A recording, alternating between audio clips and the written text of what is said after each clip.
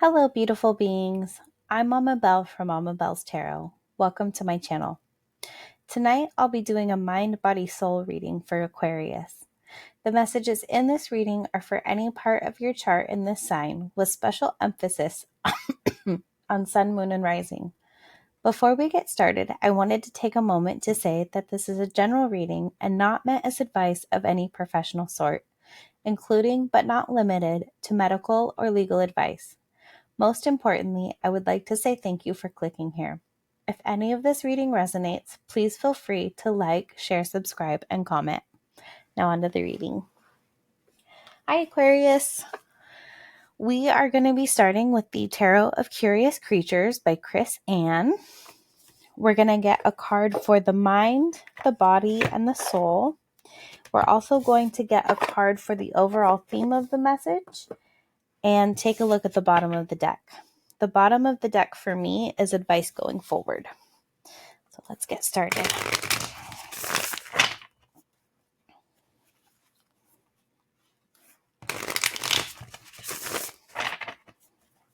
One more shuffle. Okay, and we'll bring this out.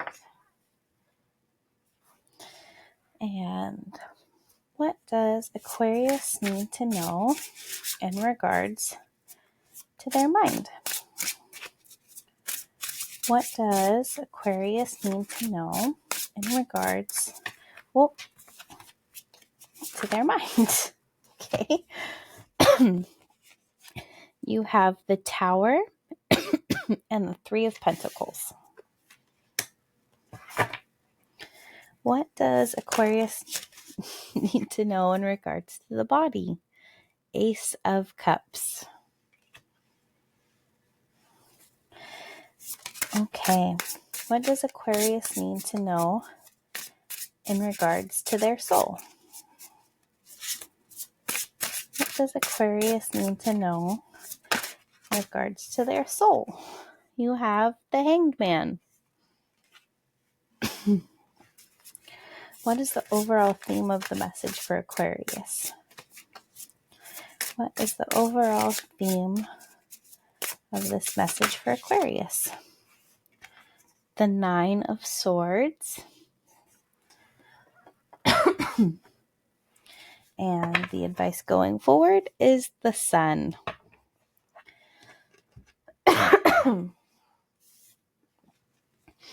So for the mind, you have the Tower and Three of Pentacles.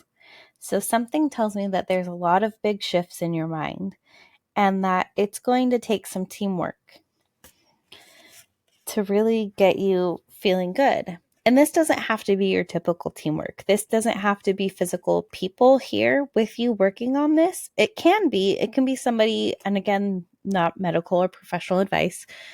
This could be you working with your doctor and a therapist and yourself. This could be the three of you working together. But maybe you're someone who's not used to that. And so it can feel like a really big change. This could also be stuff where if it's not other people, this could be a big change in how you think about things and how you work with yourself. So maybe for your mind, if you're trying to really improve it and take care of it, and you're surprised by the fact that you're doing that, this can be you've started meditating and sleeping better, as well as exercising so that way your mind can be cleared, or you're journaling, whatever it is. It can be stuff that you're not particularly used to, and it's surprising to you because maybe before you weren't someone who did those types of things. It's a shakeup in your foundation because this isn't who you are or who you've been, but that doesn't necessarily mean it's a bad thing, because the Tower is an event that typically happens when what we have been doing just doesn't really work anymore. So we need it to crumble so we can rebuild better. And that's essentially what you're doing with your mind, with whatever it is that's working in tandem, because that's the Three of Pentacles.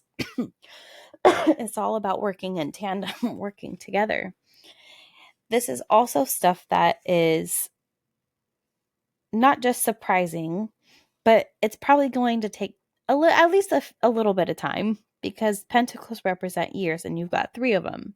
So maybe this took you 3 years to get to this point. Maybe you can think back and there was a time 3 years ago where you were like, this really had such a great impact on how I'm dealing with my mind today. Or it could be that in 3 years you look back and you go, this change that I did, it's really helping me now. And it took 3 years to get to a spot where I not only am consistent in it, that this is a habit, this is part of what I do on a daily basis, or at least a regular, consistent basis, but I can really see the difference now that it's been 3 years. In the body, you have the Ace of Cups. And I I love the Ace of Cups. This to me says this to me says that you want to love your body. And this isn't just about the desire to love it. This is about really filling your cup up first, giving yourself the self-love that you need to take care of your body. That's part of self-love, is not doing things to punish yourself, but doing things because it's taking care of you. This is like someone who used to exercise because they feel like they ate too much and now they have to, in a way, punish themselves for eating. And again, please don't do that. Please seek medical help if you need it. But going from that to saying, you know what, I'm going to exercise because I like the way it makes me feel.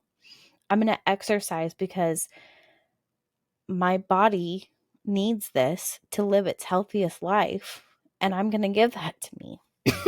This is like the beginnings of a commitment of self-love.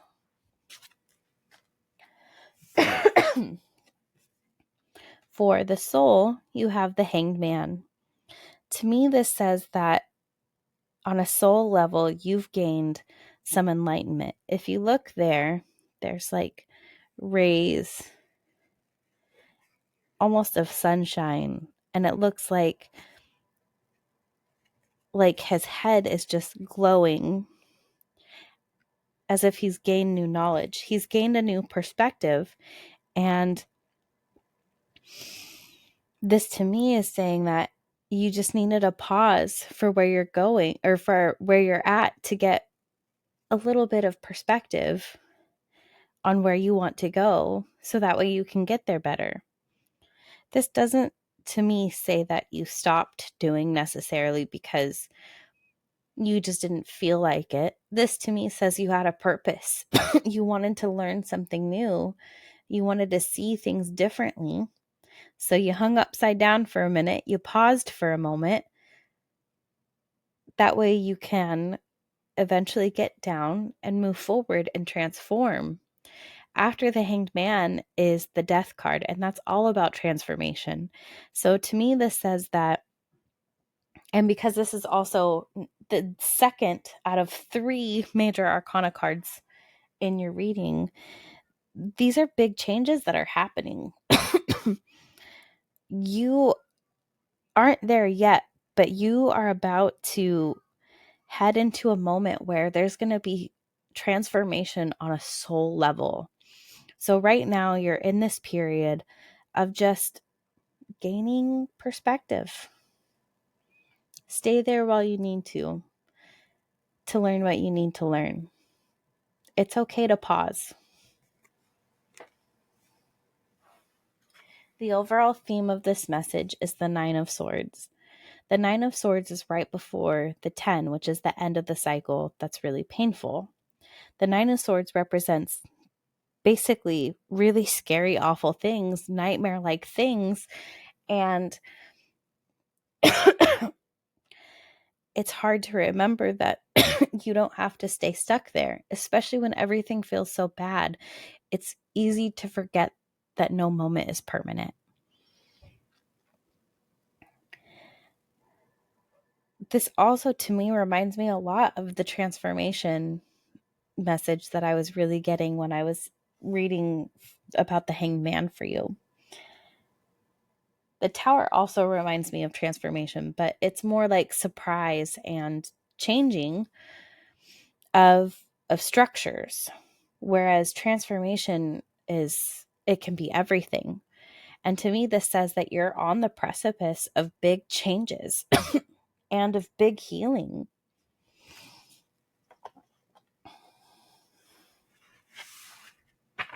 The advice going forward is the sun. And to me, this says that you need to keep remembering that there is always a brighter tomorrow. Not every day is rain. Not every day is cold. Not every day is dark. Remember that the warmth and the sunshine and the summer will come back. Everything changes and everything has its place. Right now, you're in a period of rest and possibly a lot of changes. To me, this says that you need to remember to have fun and to play. And even if you aren't currently in the brighter days, you need to find the things that make it feel like you are, because that'll help you get to the next season of your life.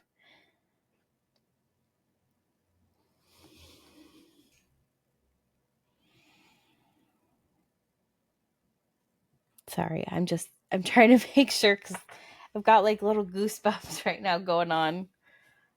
My shirt kind of hides them, but that's okay. Okay. We're going to move on to the Sacred Creators Oracle deck. This is also by Chris Ann. And I'm going to read directly out of the guidebook for this. There's going to be an essential meaning, which is as if you get it in the upright, and a self-care message, which is as if you get it in the reverse. I'm going to read both, and the message that is meant for you will resonate. Oh, I almost dropped the whole deck, or at least half of it.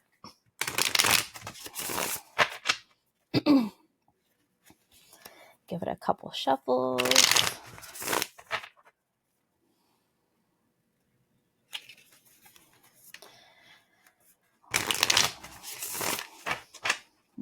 Pull this out. Okay.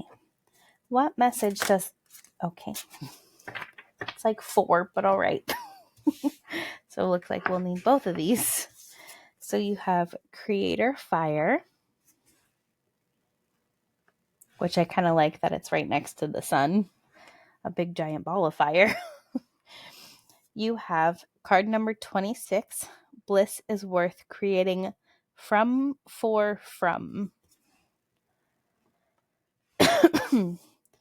Card number 38. Soul on Fire. And card 50. External Validation. Let's do this. There we go. Okay. Creator Fire.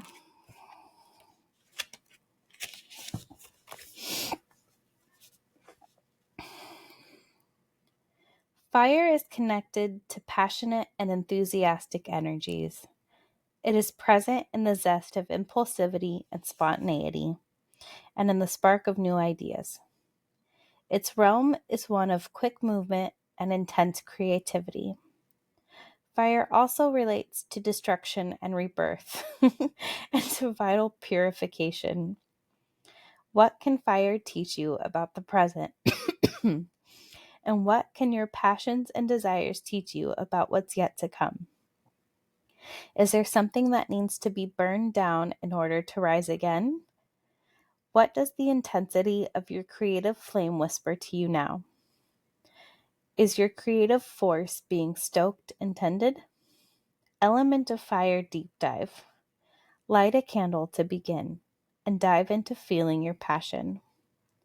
Find your passion. What's your level of passion for your situation? What's your level of fiery inspiration? If you could live in a state of inspiration, what would you be doing and what would that look like? Transform. Fire is a creative phoenix.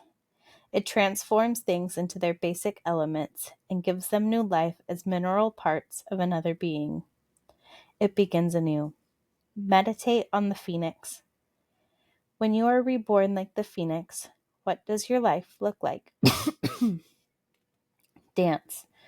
Move to your favorite music, to tribal or ancestral drumming, or even to the rhythm of nature and the elements around you. Stare deeply into a campfire or into the flame of a candle and watch it move. Allow your body to follow the flame as you move in sync with the element. Manifest your dream into your body. Maybe, just maybe, begin to lead the dance and watch as the flame begins to follow you. So, card number 26. What's funny is the creator element cards are the only ones that are different. So it's kind of funny. So we will be on the next 3 cards doing essential meanings and self-care messages. So card number 26. Bliss is worth creating 4 from 4. Also on the card, it's from 4 from. In the book, it's 4 from 4. Essential meanings. In flow with the universe. Joy. Passionately creating. Being on purpose. Creating from your heart. Finding the things that make your heart sing. Manifesting more bliss by calling it into your life now. Self-care message. The minutiae that anchor you down. Failure to really believe in your dream. Being unsure of your ability to manifest. Continuously manifesting for the future. Bliss attracts bliss. When you decide to live with bliss in your heart, you call more of the good stuff into your life. This is Manifestation 101, and rather conveniently, bliss is the end game and the vehicle to take you there. Tap into it, and it can power your dreams. Find it daily, and you've got a badass success strategy. Think about it. Wouldn't bliss help you to build things a lot quicker?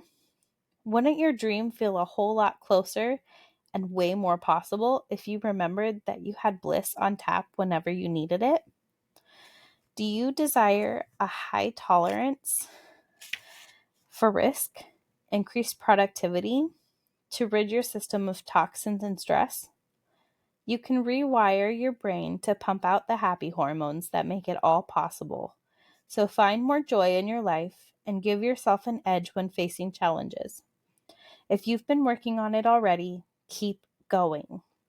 If you've been neglecting some aspect of your self-care, this card is a loving wake-up call that your creativity may be suffering because of your current mindset, mental health, physical vitality, or waning commitment to a daily practice.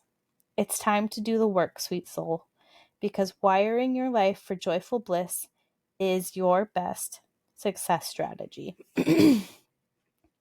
Is there something, a person, a belief, a feeling, or a worry that's getting in the way of your bliss? How can you let it go? What one small action can you take today that will nourish your spirit? What have you been neglecting? And how can you open up your schedule for some ongoing soul time? Meditation, nutrition, exercise? What's your soul medicine? So card number 38, Soul on Fire. Essential meanings. Passion, laser-like focus on your goal, infectious enthusiasm, success on the way, finding what lights you up. Self-care message. Loss of faith, needing to find your passion, boredom, settling for less, feeling unworthy of life's miracles of joy. Fearlessly pursue that which sets your soul ablaze. Soul on fire is an exhilarating state. It's impulsive, it's catchy.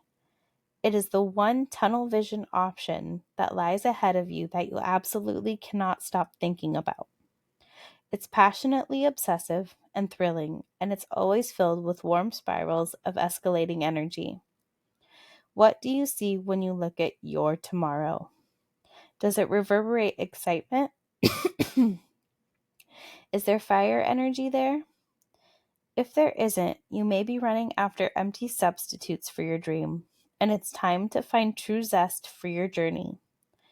When you make the decision to expand your life this way, the shift can happen quickly. Souls ablaze are magnetic and have a way of making huge changes in short spurts. Extraordinary experiences are built from within ordinary everyday lives. You have everything you need to find the spark of fascination for your journey. How could you expand your current reality so that it would be big enough to house your dream? Cut through the nonsense and the mad babble you've been using to market or describe yourself. Stop trying to dazzle with expert lingo or fancy systems. Drop the facade. Sell them passion, your fire, your dream. If you could bring more infectious enthusiasm to your goal and talk about it from a place of pure passion, what would you say? Card number 50. External validation. Essential meanings. Finding your own vibe and your own beat. Effortlessly attracting others because of your warm energy. Tuning out the noise of external validation and listening to your own heart. Opening yourself up to external validation and accepting compliments. Self-care message. Paying too much attention to naysayers. Listening to opinion as if it is fact. Worrying about what others might think. The addictive nature of needing praise. An addiction to social media. On one hand, external validation can build you up and give you the encouragement and support to continue. Positive external validation whispers, "We love it. Continue. We want more." It can be wonderfully supportive and reassuring and offer glimpses into what's possible for the future. In this way, external validation can be a driving force for your success. Yet, on the other hand, it can be terribly addictive and become far too important if you give it too much power. It's important to learn how to tune it out in order to tune in to your own vibe and creative north. This is especially true when others don't understand your vision or when you are doing something totally new. The absence of external validation can be a creativity killer if you find yourself unable to move ahead without it. It's time to know thyself and to rely on your own acumen and intuition as you decide something's value. Accept the positive when it's there, and in its absence, be your own cheerleader. Allow your own potential to inspire you, and tune out the noise of external validation whenever it's not gifting you joy. Throw a headset on, light a candle in your heart, groove to your favorite drum beat, and relax. Your unique gift for seeing the world in your unique way will guide you. When do you rely on someone else's opinion? And whose perspective is the most important when there is a difference of opinion? How can you use external validation as a way to market test or perception check without relying on it for inspiration? How can you learn to be your own compass? When is your optimal time to seek a second opinion? In your current situation, you must have the only voice that matters. What does your heart say? Oh my goodness. I love how it sort of confirmed about like the transformation and the surprises and sudden shifts with with these cards right here, the oracle cards. I really like when they line up like that, and talking about the passions and the fieriness and the better days and the brightness and taking care yourself. It all goes hand in hand. I love that. I hope this message resonated with you. If it did, please feel free to like, comment, subscribe, as well as share with those you feel it will also resonate. Again, thank you so much for clicking here. I hope this month brings you health, wealth, happiness, clarity, passion, and alignment. With so much love, I'm Mama Belle. I look forward to doing your next reading.